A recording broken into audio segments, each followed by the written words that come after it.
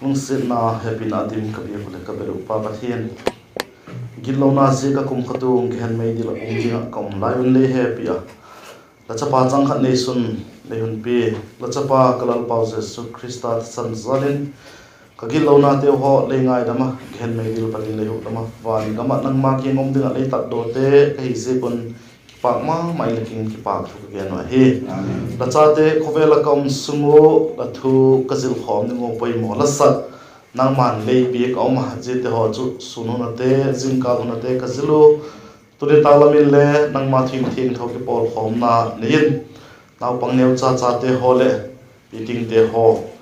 akipatin la thu te ka ngai thawa la pang la te ka sa khomu ka ngai thawa thil bi ka te nang ma ka bi wa lamin lo bi cho hin la ve la ken ki pak thu ke ma he to hin nang ma thing thing tho sim ding la gen ding in ki sing sa ke ma gen tu le ngai tha to ding mi pi te ho zu silum thim ngai to na nang man thu na yen lang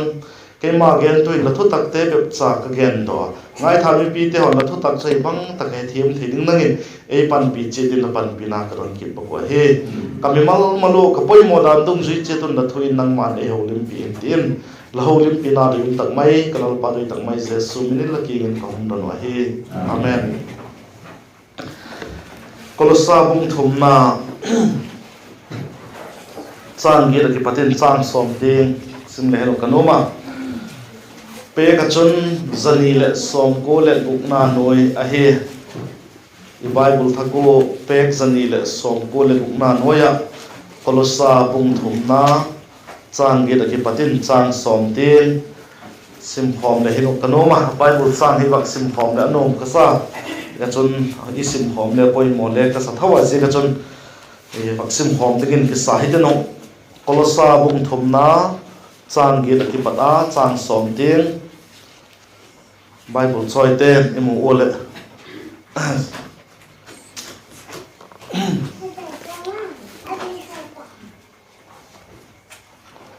kolosa bung thum na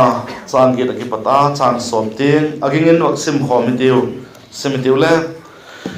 tu hin wang nang hon le jesu si chu lung nat na te siet so na te hot na te gen siet na te lakamu za mo te hito koi mangon zo in ki ho to kiu in mihing lui chu anasep te to lalip thatau he mihing thada chun lakiwan taw a je mihing thak chu het bukim na nei dingin asiam pa to ki pu a siam thak a he the bible chang sim thak naw se thil thilin pan chan chitun malai som pi tan la chang som na atop na hi a he ka doi asiam pa to ki pu a siam thak a he siam thak ki ti hi a he to ta ga thu pi dingo kong tel chu siam thak kit na ti hi thu pi mangin pathin thrin tam lo chan ho lim le no kanoma leichunga mihing te ho zo si tile hin ai thiam lo khan din leichunga mihing masapen adam le evi titin amau chu pathinin abukima alasiam siam thak kit ngai to lo dinga ama to ki pu ama to ki bang dinga ama khom den dinga alasiam ahiba gilo na lo hen langil amau chi son te yu ho chule siam thak ki le ngai lovin pathian to te chun ki polit theiding hile hin kilomin ala ahi la gilo na zeka pathian to ki banga siam na sukmana sukbeya hunguma pathian van gama amihim siam te khato gen mei dila dinga mai a ta chu pathinin a happy mama a happy mama zenga igen taksa gola chun edenna gilona chun pathin batna pen chu ahung suseta ze aseta pen chu siam thak kit ngai a hi ti her me loading a hi ze aseta pen chu siam thak kit the dingin a a hi ai na ze siam thak kit the chu khovel thilin siam thak kit the hi po mihing te nang le kin le ki siam thak ki the ai ta po ike bol thei bang mam tapu zia ka chun mihing te ho so sin pathia na ki pata siam thak ki na chu ipoi mo taw a hi ti het saw a hi e chu apoi mo le apoi mo i het saw le hi siam thak ki na la ka poi mo ma sapen chu bang hi dem iti hi le pieng thak na ma siam thak hi na kole krishna om chun thil siam thak ong hi tai ati pen kha pieng thak ong hi tai ti na hi krishna siam thak na pieng thak na kha poi mo ma sapen a hi cái asesa ka pian na kha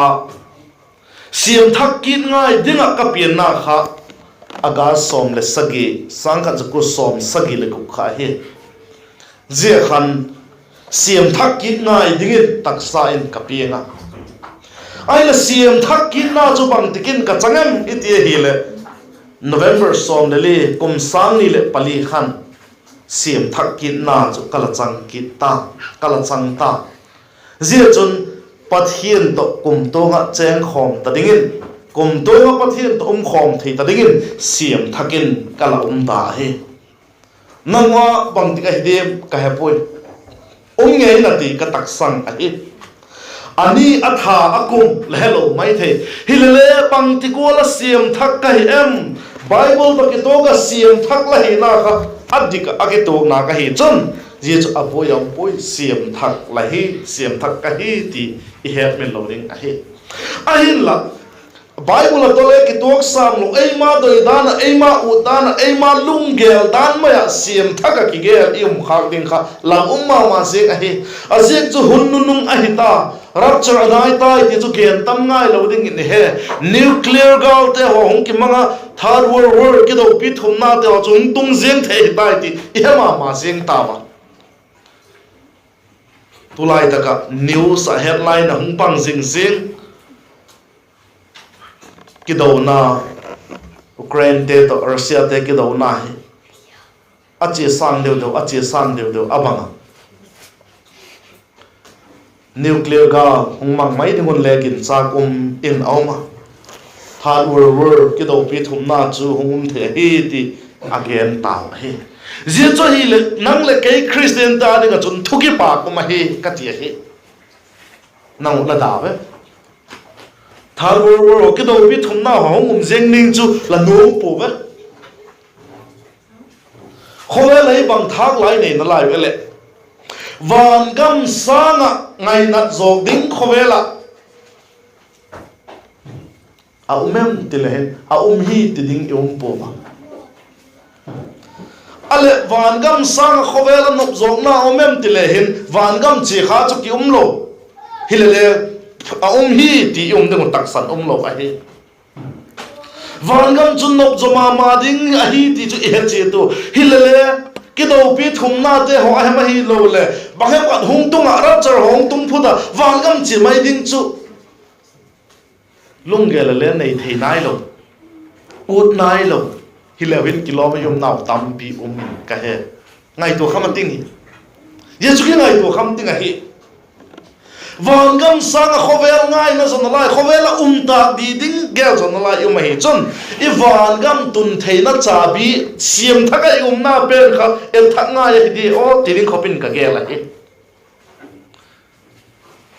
van gam la phok tun van gam ngai tu hin ei ki pak sak khom na ding chu ati kha tu lain ka sak le len nu ka sa aki sak le len nu ka sa num ka sa ka ti chu ka ngak la ma je kei wang chu ka ngak la hi van gam tun mai ding chu ka ngak la ma je hi ye chon to din van gam chi the na siam thak kit na de ga poi mo pen agilo god mun chi danga lai van gam chi the na nga siam thak la na ka na kha en thak kit te alung muang lo aki pak lo ai lo le van gam ngang la lo na la yu mai chun ngai to thak te gen khom te van gam nok dan van gam thupi dan e bible e gen tak i tak mai om he ti kha i het min lo ding a he nang siam thak ki la hi na la khe chen na bang hi em ti kha nang le nang la ke dot ding a he zelam chu tunita ka gen nong pen a hi pu siam thak ki na ti khong gen nok na tunita ka khong tel na ji chu bang je ka hem ti la tam lo chan hong gen pen lai len khovel akinota boina tama zetheina tama thepna aha ta vangam chi theidinga siam thak hi jeng len le christian piang thak dik tak te ho se le pathian gol hidinga siam phari ta lew hin le pathian gol hinai lo hi zegon taksa na lai gilo the na lai gilo bol na lai te ho hi zegon je chu siam thak kin angai hi ka ti hi zilang pang choi hi ka gen nom pen chu christian piang thak cha te i hin kho en thak tiu siam thak kin angai na bang bangom de nang le ke na ke le ke ning ka siam thak ki ipoi mo nau bang bangau mem je chu iki siam thak ki dungun da yom ma jinga hi je chu gilo theina taksa na lai te hi jegun siam thak ki ngai he siam thak ki na iti tak le siam phat pen ka ba suk siat zel ding hi lowe siam thak ayum na teng teng kha ma thak deu deu dinga siam mo pathi ti hung ban ding chu pathin adoi pe jeni ka chu a hi siam thak ki na igen khati kha I het min lo ding a hi siam thak ki na thu hi bible in mun chom chumin again atama siam thak ki ngai ki siam thak lo je ka man lo sok ti chu amel se a top ding bang ta ka top lo hele kilom bible in gen ding atam samson bang chu ngai to lew chen siam thak ki theina huna a ki siam thak ki lo je ka a top na kha ma ngai to te mo amel ma te to in sunga thi khom mai ai ta kha siam thak ki a hi theilaya a ki siam thak lo je ka hi ti mo hi zigul le bakha nang le ke le la christian hin ko ka christian hin ko to ka the hi ti ki ngai to hi tin tu ni ti thei hi siam thak ki theina lai na hol ka hi ti na hi je ka chon ki hel the hi ti chu mitam bi de bible la patin etin a hi ti gen ki hi chule aselai asesa siam phakit na se ma thupi tak mai panga christian in kwa dinga ezil sakai lo zilai ta pi bible in gen ning om ki da he khat va gen hitin khadi gen da dingo te kadoi chu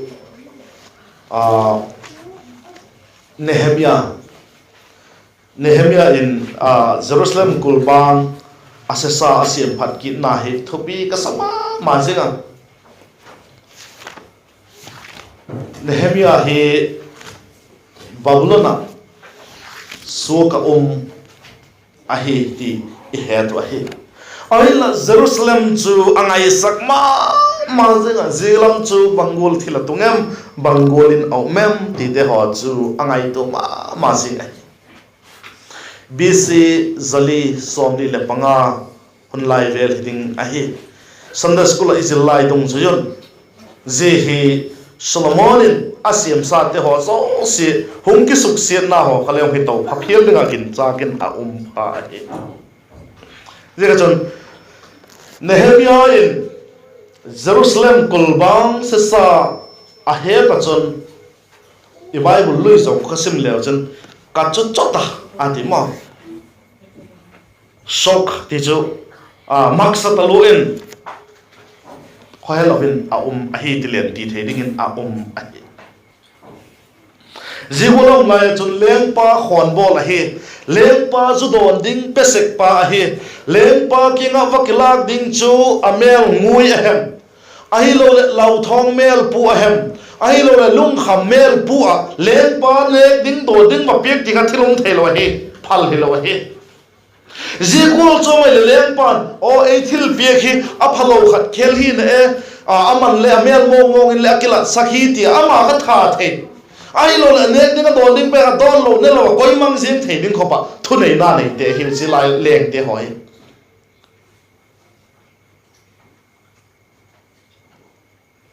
Nehemia lempa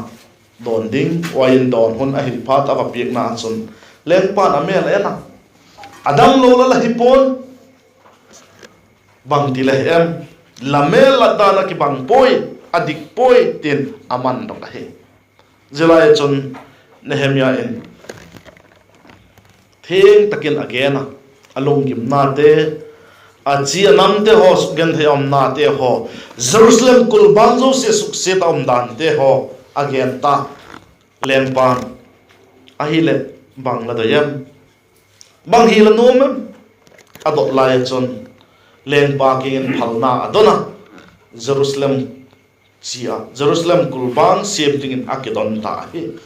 zena he isil dingo ka doi ma cheng pakhat na Nehemia in Jerusalem kulbang sa avasiam thakna pada izil ningo kadoi chu pakhat na chu Nehemia in kulbang chu bangul tenga sia hi empty ayan chin masa hi ngai doi tiu Nehemia bung ni na chang som le khar ki pat khan sim le chen chang som le tenga khan Nehemia chun kulbang sa chu ayan chin masa hi Tunin nang leke câu chung sunga ahilo le in sunga no pan kala ahilo le chat te ki kala imim malu siam phat ngai bangomem ngai to phalo he phalo siam thang ngai om lam le hello bang za dem dingin ka taksanga je chu ahilo ding ahi taksaw ngalai hi je kun siam phat ngai chu be ti thailo em ma hi siam phat ngai chu te tay ding hi la et chien lo ze la khol chil lo ze ki ding hi ko chung sunga bang siam phat ngai au mem ko mol lango nang ko chu member la chu lang loi patel mo pong na ni nang le mo pong na la nei hi ko chung sunga mo pong na ini che toi in sunga zile chate o kala imi malhin khuwa I Christian chelai lampi bahin ikul bangte bangolin asam satanin anom no babang mai lo jeng thailo na dinga kulbang isimte ho kha bang bang aseta em sopite khen khatte ho chun zila lam chule ngai tu phalo mai thema Christian hin kho chelai lampi kulbang ma hi lam le he phalo kulbang le hi lam le ke phalo le mi umina je cho hi le chu le ina lo mai the chu je cho hi le chu siam thak ina lo le hi mai the chu king hai toi de tu hin wa Bible sang sim nau khan nang hon le je zo se chu lung nat na te se so na te hot na te gen se na te lakamu za mo te hi to koi mangon kulbang ei lo la hi chun ziete o hen zui jingling a hi la hin khot la Christian hin khot zo zo sin azui jingnak la hi chun kulbang la nei nai poi ai lo la kulbang to kitchen ri taninga hi Nehemia in patak en kulbang zu bangola sia hi empty an china phai gom kot pi buok se kot pi tuina kot pi ti de ho zo se a phasu ka en so ke zan kalin en kola minang in a disturb thailo ding hulu te de ma minang in a su boy thailo hunding khan zia Jerusalem kulbang chu bangol tenga sia hi empty kha a khol chil a hi so bite tunin nang le keile midang te to ki compare lovin mo midang te to ki te ka lovin school ka exam te ho mark bottom te khale ha sim de nang mark sang tam jong the la hi ti hi le ni mo ke noi la ma mi je za chung anoi la ma te to ki te ka je anoi la ma te san ka thiam zo hi na le lung hoi je mo top 10 ho le tup lo top 1 le tuk lo rank 1 le tuk lo rank 5 ting bek le tuk golo anoi lamai sim le ama panga na bel om le kanoi lama mi za khom nai ti je mi kyu ma chu ada anda ma mi to ki compare ding hilwai chu i Christian hin khole in sak pai min thang pai ai le kol committee te hola ka le ama kha o ama sang ka phajona hilame ti alungoi khak the hi je cho hi lo ding a hi mi to ki compare lo ding ei ma kha pathian thu to Nehemia in Kulbang Bangol ting a sehem ti et chin gol chu ei ma kha pathian thu a ke chin ding Bangol ti ka hina em kabit na em ke chin ding anga hi ti ka I het min lo ding a hi apalina ri ka chun Kulbang tung ding kit ding hai akisa hi Kulbang zo si hi Nehemia chu ei ho loi hi le chu ka ngai tu a tulai taka isa taka umte ho hi biakin sungom teng teng te ho hi pakhat pen tu ilung thim gol hi puin Nehemia hon la chu Nehemia thil ve the vel hi le hi no chu ji ma ke zo ding golei pui set loi lim sak da mai ka kiti chen mai the hi ka ti Jerusalem Kulbang se dan Bible na gen dan takhi ingai tu hi le mo hai sam kit mai the hi le Nehemia chu Jerusalem Kulbang tung ding kit ninga chun ahong ki sing sa Nehemia bung ni na chan som le sagi ki pat khan sim le chun bung thum chan som thum le ni ding a khan a ki ken a hi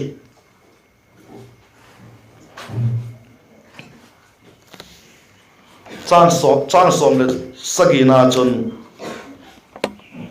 je pha chun a kengon Jerusalem kho asasa zek le akot pite main ahal sit zeka bangul tuka boina tu ihtaw mt lheche doi hungun simwa yum tak lo na dingun Jerusalem Kulbang hi sem phakit hi tin ka gena jidinga chun Nehemia chu ahong ki panta Israel mi pite king chun je ko chun ahong gen ta Israel mi pite chun bol pan ngal hi te chang som le get na hai smai ma akit tu ko Jerusalem Kulbang chu abol ngal wa hi tunin ko chum sunga ha lo na phat lo na hi lo le banglam kong hijeng le Christian chilai lam piwa ha lo na ei dal tu banghem khat oma he to hi chon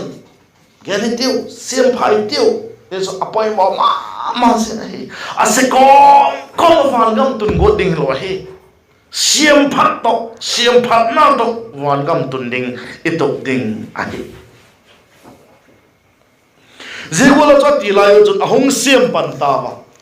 Jerusalem Kulbang zo se ahong siam phat lai yo Kulbang siam lai athil to ko chu bang hi em itele pakhat na chun em ho na Nehemia bung lina sim lew chun mo siming ko chang ni na chun aloi te to Samaria sipai te na chun je golin thu ke na san bala de na thu ke na he je juda mi zong khal te hin bang bol hi ta ke juda mi zong khal te hin bang bol hi ta ke asia zo se sim phakit zo ding kisa hiu em ki thoi na lan ki ding a hina dia mo ni khat sungin asa zo dia mo ki da ki sung khom la ka ki pat sung ke ki hal sia te ho he chong khoma ton din ki nem a hi dia mo ti in a em ho wa he em ho na a hoi se mo ji ko lo ma chon a em ho wa he san bala tin ji ko chon a em ho ba amon mi tobia chun ma gen pe ke zegola sanbala de na gen laia chu tobia chun vaksa po leo sialin le asuang bang tien khom teu chu chun chim ta ven ti ina ba gen na a eng ho nau chu nat tho dan mo zegol tinga chu eng ho na atuk lion le alung ke po asa tho wa he em hầu na ho is tak mai tu ko hi tuin la Christian in khoa office munate ahi lo le khoi mun hi jeng le la loi la pai to lom khom na la Christian hinna la pok do la ya la Christian hinna dik tak la pok do la ya mi te hong en tinga la za chat mi te hong eng ho khang ding la za chat pen kha dik lo he za chat na ding ngom pui mi te le eng ho en lang mi ten bang chen gen lew le hi na isiam phat ding ngai pen kha siam phai te Christian tak tak ging lo te la kom ta ko la ana ne ding le pau chak ngam lo mi ka het o ma he an ne pi keng aki ma om te hon e nui san kha na te te mai lo le bang je ke dim he pui an ne ko na pau chak te te khale ami ai na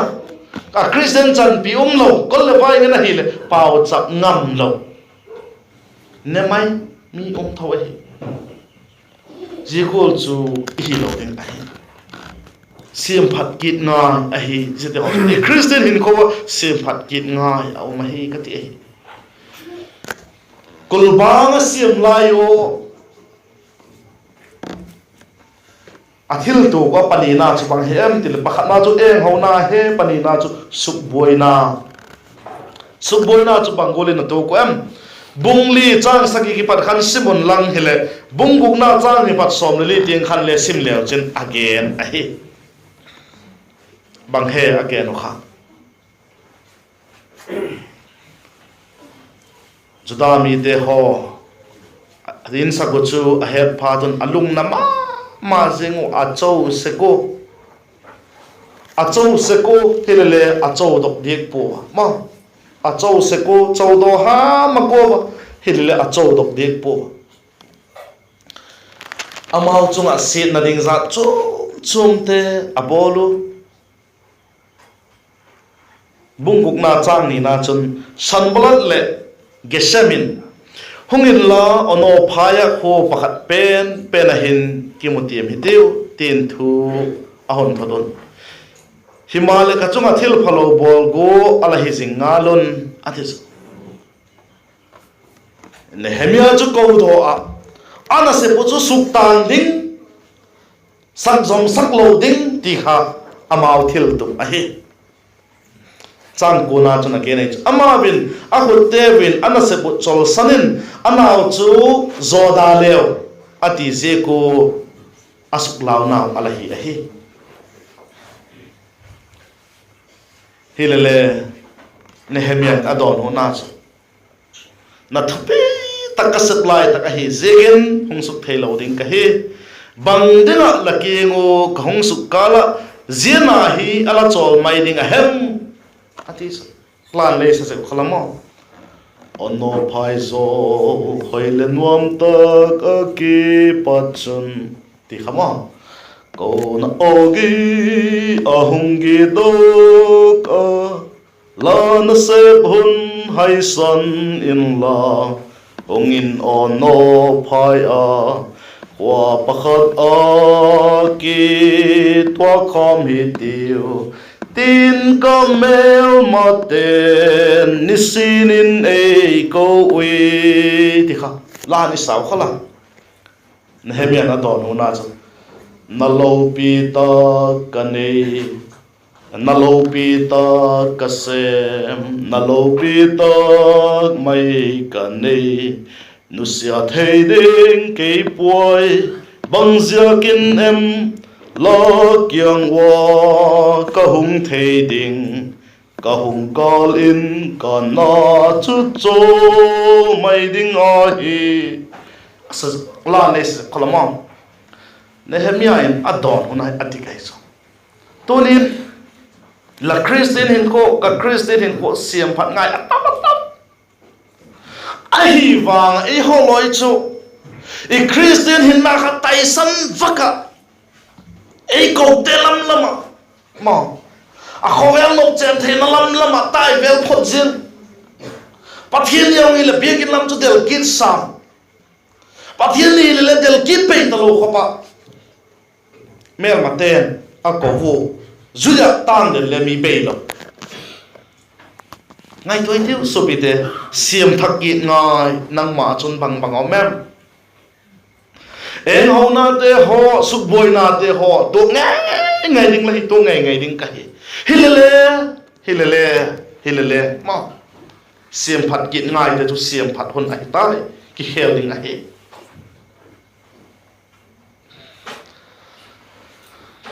tu ni ei ho van kanan zuna chi hi layo hin siam phat ngai siam thak kit ngai bang omem ken chi teu câu chum sunga siam phat kit ngai bang omem in sungo siam phat kit ngai bang omem imi malu hi siam phat kit ngai bang omem mel ma satan ei nai thelo na nga kulbang mangolin ki siam em mel ma satanin asuk boy lo na nga kulbang bangolin isiam em zide ho chu bang chimta em lockdown lai khan ikulbang chu jingkal sin netak sin le instenin khong age mai cham te semu kulbang phatakin ki semu lockdown ong ki chai kulbang le ki chai mo le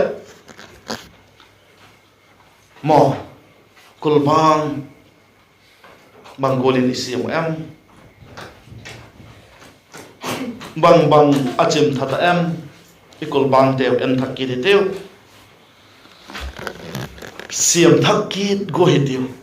mo ki siam thakki go hi teu igen ta sa go la chon jete ho siam thakki lang go phat le eng ho na simona suboi na te ho chu ngum ngai dinga he jete ho chu zo dinga iki sak ding wa he zo dinga iki sak ding wa he